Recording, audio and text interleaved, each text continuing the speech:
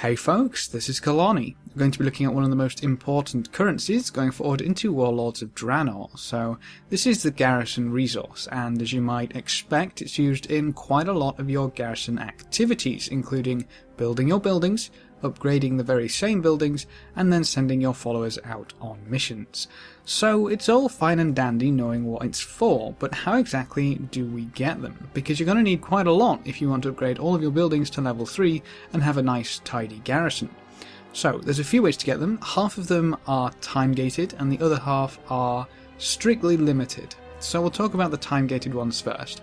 First up, there's your Garrison cache. This is incredibly simple.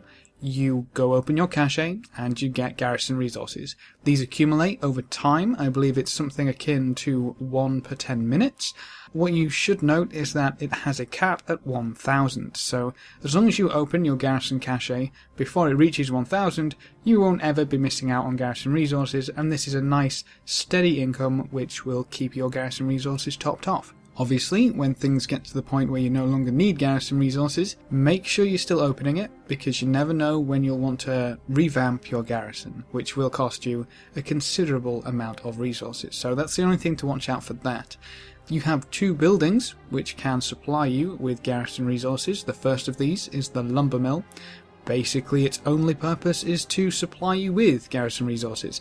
With a lumber mill, you go out and collect timber from specific trees out in the zones.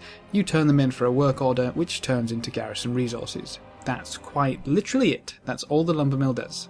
The trading post is another one where you can get Garrison resources, but this one's a little different. So every day there will be a random crafting material which can be traded in a stack of 5, I believe, for Garrison resources. Once again, it's a work order, and all work orders currently take 4 hours. So both of these buildings can give you quite a lot of Garrison resources. I believe each work order yields around 20. So that's the 2 buildings, and they can provide you quite a lot, but obviously that's quite strictly time gated because you need to wait every 4 hours to get your little collection. The last one, which kind of fits the same bill, are follower missions, but they're not always there and they don't always reward Garrison resources. But they always require Garrison resources, so it is a way to get Garrison resources on the off chance that that's the reward, but it's not really a convenient way, it's not an efficient way, and it's not a guaranteed way, so just throwing that in there anyway.